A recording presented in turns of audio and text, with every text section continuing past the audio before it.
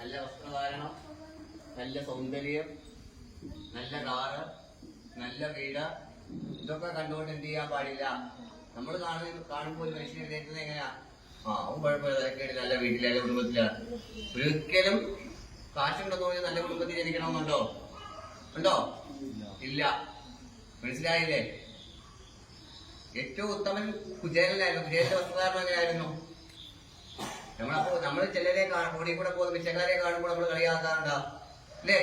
പക്ഷെ ഒരു മനുഷ്യനെ കാണുന്ന മാത്രമേ എന്ത് ചെയ്യാൻ പാടില്ല, വിലയിരുത്താൻ പാടില്ല. അവനെ അറിയണം. ആഴത്തിൽ അറിയുമ്പോൾ നമ്മളെക്കായി ജ്ഞാനവും അറിവും ബോധവും ഉള്ളവനായിരിക്കും ആരാ? ആ വിരൂപി. ആ തത്വത്തെയാണ് ആര് കാട്ടിത്തരുന്നത്?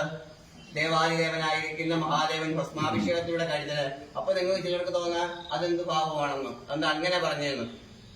എന്താ, ലോകത്തിലെ ഏറ്റവും സുന്ദരനാ ഭഗവാൻ അല്ലേ? ഇത്രയും സൗന്ദര്യമുള്ളത് ആരും ഈ ലോകത്തിൽ ഇല്ല, പരമേശ്വരനെ കഴിഞ്ഞിട്ട്. പക്ഷെ എന്താ, ഭഗവാൻ എപ്പോഴും ദേഹമാസകലം സർവാംഗം എന്നാണ്. സർവാംഗം, ശരീരമാസകലം ഭസ്മവിഭൂഷണനായിട്ടിരിക്കുക, വിഭൂതിയിൽ കുളിച്ചിരിക്കുക ഭഗവാന്. അപ്പൊ നമ്മളും പറയും എന്ത്? അതുകൊണ്ടാണ് ദേവിക്ക് കല്യാണം ഭഗവാനെ കഴിക്കണമെന്ന് ഇപ്പൊ ആരും സമ്മതിക്കാനത്? പിതാവ് സമ്മതി. കാരണം ആ ജടാലായി വിരൂപൻ നമ്മുടെ മോളെ കഴിച്ചു കൊടുക്കും. അങ്ങനെയുള്ള ആൾക്ക് കൊടുക്കോ? ഞാനും കൊടുക്കുന്നില്ല, ഈ പറഞ്ഞ ഞാനും കൊടുക്കുന്നില്ല, നിങ്ങൾ ആരും കൊടുക്കില്ല. കാരണം കാണുമ്പോ വിരൂപി, മുടിയെല്ലാം വളർത്തിയിട്ടിരിക്കുന്നു, മൊത്തം ജട പിടിച്ചിരിക്കുന്നു, കഴുത്തലാണ് സർപ്പത്തെ എന്താ മാലയാക്കിയിട്ടിരിക്കുന്നു. വസ്ത്രമോ അതിനേക്കായി വികൃതം. അപ്പൊ അങ്ങനെ ഒരു വ്യക്തിക്ക് നമ്മള് തന്റെ മകളെ കെട്ടിക്ക് കൊടുക്കില്ല. മനസ്സിലായില്ലേ? ആ ഒരു ബോധത്തെ ഉണർത്താൻ വേണ്ടിയിട്ടാണ് ഭഗവാൻ ഇരിക്കുന്നത്. അപ്പൊ എന്താ, ഭഗവാൻ എന്നല്ല, അരൂപിയല്ല. ഈ കാണുന്ന മനുഷ്യരാരും അല്ല, അരൂപികളല്ല, എല്ലാ ഈശ്വരന്റെ സൃഷ്ടിയാ. നമ്മുടെ കണ്ണുകളെ ചിലപ്പോ ദുഷ്ടൻ അഹങ്കാരിയും തോന്നും. പക്ഷെ നമ്മളെക്കാൾ ശുദ്ധനായിരിക്കും ആ വ്യക്തി. മനസ്സിലായില്ലേ? അപ്പൊ ഭഗവാനും അതുതന്നെ ഈ ലോകത്തിലേക്ക് സർവ്വതിനെ ആകർഷിക്കാനുള്ള കാന്തിക പ്രഭ അല്ലെങ്കിൽ കാന്തനെ ആകർഷിക്കുന്നതിന്റെ കൂട്ട് ഈ ലോകത്തിലുള്ള സർവ്വനെ ആരാകർഷിക്കും? ഭഗവാൻ തന്നിലേക്ക് ആകർഷിക്കും. നിങ്ങളെയൊക്കെ ഭഗവാൻ ആകർഷിച്ചതുകൊണ്ടാണ് എന്റെ ഈ സമയത്ത് ഇവിടെ വന്നിരിക്കുന്നത്. എന്റെ വരത്തില്ല, എന്റെ മിടുക്കോ ആരുടെ മിടുക്കല്ല, ഈ ഇരിക്കുന്ന ഭഗവാന്റെ മിടുക്കുകൊണ്ട. നിങ്ങൾ ഇവിടെ വന്നിപ്പോ എനിക്ക് ഈ മഴ ഈ കോളേജിലും ഇവിടെ വന്ന് നിൽക്കണമെങ്കിൽ ഭഗവാൻ നിങ്ങളെ ആകർഷിച്ചേക്കും. എങ്ങോട്ട്? ഭഗവാന്റെ കാന്തിക വലയത്തിലേക്ക്, ഭഗവാനിലേക്ക്. നിങ്ങളെ ഇത്രയും പേരെ ആകർഷിച്ചു വെച്ചേക്കുക ഭഗവാന്. അതുകൊണ്ടാണ് നിങ്ങൾക്ക് വരാൻ തോന്നിയത്, അല്ല വേറെ ആരുടെയും മിടുക്കല്ല. മനസ്സിലായില്ലേ? അപ്പൊ ആ വലിയൊരു തത്വത്തെയാണ് ഭഗവാൻ കാട്ടിത്തരുന്നത് എന്ന് മാത്രമല്ല, ഏറ്റവും ഇഷ്ടമാണ് ഭഗവാൻ ചുടല ഭസ്മധാരിയ. സാധാ ഭസ്മോ അല്ല ധരിക്കുന്നത്, ചാണകത്തിന്റെ ഭസ്മോ അല്ല ഭഗവാൻ ധരിക്കുന്നത്, ചുടല ഭസ്മമാണ്. ശവപ്പറമ്പുകളിലൊക്കെ കത്തിയിരിക്കുന്ന മനുഷ്യന്റെ ചാരത്തെയാണ് വാരി പൂശുന്നത്. അത് അഘോരികളെ കണ്ടിട്ടുണ്ടോ? അവര് ഏറ്റവും വലിയ ശുഭത്തിലെ അഘോരികള്. അവര് വിവസ്ത്ര വിക്ഷോഭണകനായ എന്നാ പറയുന്നത്. ദിക്കുകളെ വസ്ത്രമാക്കിയവരാര്? ഭഗവാനും അഘോരികളും ഒക്കെ. അവര് വസ്ത്രമില്ല അവർക്ക്, നമ്മൾ കയ്യേ എന്ന് പറയും. പക്ഷെ എന്താ, അവർക്ക് അങ്ങനൊരു ഭാഗമില്ല. കാരണം എന്താ, അവരുടെ വസ്ത്രം എന്താ, ദിക്കുകളെ എല്ലാം അവർ വസ്ത്രമാക്കി വെച്ചിരിക്കുക. നമുക്കാണ് അയ്യേ. മനസ്സിലായില്ലേ? അപ്പോഴ് ഭസ്മാഭിഷേകം നടത്തുന്ന ഏറ്റവും ഭഗവാൻ ഇഷ്ടമുള്ള അഭിഷേകങ്ങളിൽ ഏറ്റവും ഇഷ്ടം എന്താ? ഭസ്മാഭിഷേകം ഭഗവാന്.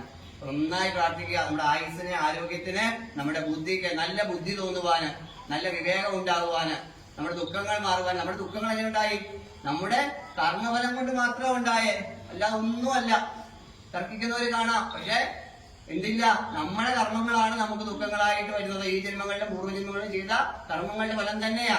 അതിനെ അനുഭവിച്ച് തീർക്കേ പറ്റും. ആ കർമ്മങ്ങളെ ഇല്ലായ്മ ചെയ്യാനാണ് ക്ഷേത്ര ദർശനവും ആരാധനയും പൂജയും തന്ത്രവും മന്ത്രവും ഒക്കെ ആചാര്യന്മാർ വിധിച്ചത്. മനസ്സിലായില്ലേ? അപ്പോഴെന്ത് ചെയ്യാ, എന്തൊക്കെ ദുഃഖങ്ങൾ വന്നാലും എന്ത് പ്രയാസം വന്നാലും ആരെ വിട്ടുകളയില്ല? ഭഗവാനെ വിട്ടുകളയില്ല. അങ്ങനെയുള്ളവരെ ആര് രക്ഷിക്കും? ഭഗവാൻ രക്ഷിക്കും. അങ്ങനെയുള്ളവരാര്? ഈ വന്നിരിക്കുന്ന ഇത്രയും പേര്. കാരണം എന്താ, ഈ ഇടിയും മിന്നലും മഴയും വന്ന ഈ പൂളും ഒക്കെ കിടക്കുന്ന സമയത്ത് നിങ്ങൾ ഓടിയെത്തണമെങ്കിൽ, നിങ്ങൾ അതിനെ എല്ലാം അതിജീവിച്ച് ഇവിടെ വന്നെങ്കിൽ ആരോടുള്ള ഭക്തി കൊണ്ടാ? എന്നോടുള്ള ഭക്തിയാണോ? ആണോ? അല്ല, ആരോടുള്ള ഭക്തിയാ? അകത്തിരിക്കുന്ന സർവേശ്വരനോട്, സർവത്തെയും നിയന്ത്രിക്കുന്ന നിയന്ത്രിതാവായിരിക്കുന്ന ആ പരമാത്മ സ്വരൂപത്തോടുള്ള പറഞ്ഞറിയിക്കാൻ പറ്റാത്ത പ്രേമവും സ്നേഹവും ഭക്തിയും ഉള്ളിന്റെ ഉള്ളിൽ അഗാധമായി നിറഞ്ഞു കിടക്കുന്നത് കൊണ്ടാണ് എന്ത് ചെയ്യുന്നത്? നമ്മളൊക്കെ ഇവിടെ വന്നിരിക്കുന്നത്. മനസ്സിലായില്ലേ? എന്റെ നാക്ക് ശബ്ദിക്കണമെങ്കിൽ പോലും ആര് അറിയണം? അകത്തറിയണം. എന്നെ നിശബ്ദനാക്കാനും പ്രവർത്തിപ്പിക്കാനും ആർക്കറിയാം? ഇപ്പൊ എന്നെ പ്രവർത്തിപ്പിക്കുന്നത് ആര് തന്നെയാ? ഭഗവാനെ. ഞാനാണോ? ഞാൻ വിചാരിക്കുന്ന പിന്നെ ഞാൻ ആരായിരുന്നു? ഇല്ലേ? ഇവിടെ നിൽക്കുമ്പോ ഇതൊക്കെ പറയുന്നത് ഭഗവാനാ. കുറച്ചു കഴിഞ്ഞൊന്നും പറയണമെന്നില്ല. ഇത് പഠിച്ചിട്ടും പറയുന്നതല്ല. ആ സമയത്ത് ഭഗവാൻ തന്നെ ഉള്ളിന്റെ ഉള്ളില് പറയിപ്പിക്കുന്നത്. അപ്പൊ നന്നായി ജീവിച്ചുകൊള്ളുക. നമ്മുടെ രോഗങ്ങളും ദുരിതങ്ങളും ഒക്കെ മാറാന്. ചിലപ്പോ പെട്ടെന്ന് ഫലം കിട്ടും, ചിലപ്പോ ശകലം വൈകും. പക്ഷെ നിങ്ങൾക്ക് വിധിച്ചത് ഈ ലോകത്ത് ആർക്കും തന്നെ തട്ടിമാറ്റാൻ പറ്റത്തില്ല. നിങ്ങളിലേക്ക് തന്നെ എത്തിച്ചേരും. ഒരു ശക്തിക്കും പറ്റത്തില്ല. ഭഗവാനും നൽകാൻ നിൽക്കുന്ന ഭഗവാന് പോലും എന്നെ മാറ്റാൻ പറ്റത്തില്ല. അതുകൊണ്ടല്ലേ ഭസ്മാസുരന് വരം കൊടുക്കേണ്ടി വന്നത്. പറഞ്ഞാൽ മനസ്സിലായില്ലേ? നിങ്ങൾക്ക് കിട്ടേണ്ടത് നിങ്ങൾക്ക് തന്നെ വന്നു ചേരും. ചിലപ്പോ സ്വല്പം ഇന്നുണ്ടാകാം, പരീക്ഷണങ്ങളും വിഷമങ്ങളും ഉണ്ടാകാം.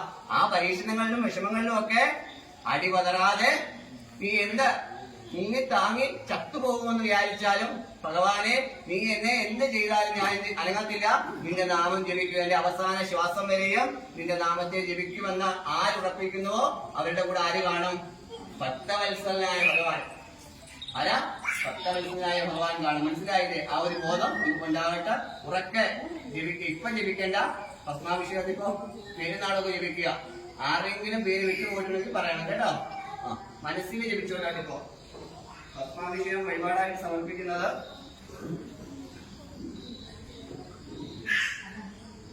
ദക്ഷ ശ്രീകാന്ത് ആയില്യം, ഹരീഷ് പുണർദം, മുകുൾ തിരുവോണം, ഗംഗ മൈലം മകൈലം മൈലം, ഗോപകുമാർ ഭരണി, ഇന്ദുലേഖ തിരുവാതിരയാണോ? ഇന്ദുലേഖ തിരുവാതിര, അനൂപ് ഉത്രട്ടാതി, അനഘ അശ്വതി, വിനോദ് കുമാർ ഉത്രട്ടാതി ബോംബെ, ഹരികൃഷ്ണൻ പൂരം, സൗമിനി പുണർദം, സുജിത്ത് ചിത്തിര, ശബരീഷ് പൂരം, ശ്രീകരി തൃക്കേട്ട. വേറെ ആരും ഇല്ലല്ലോ? ഉണ്ടോ?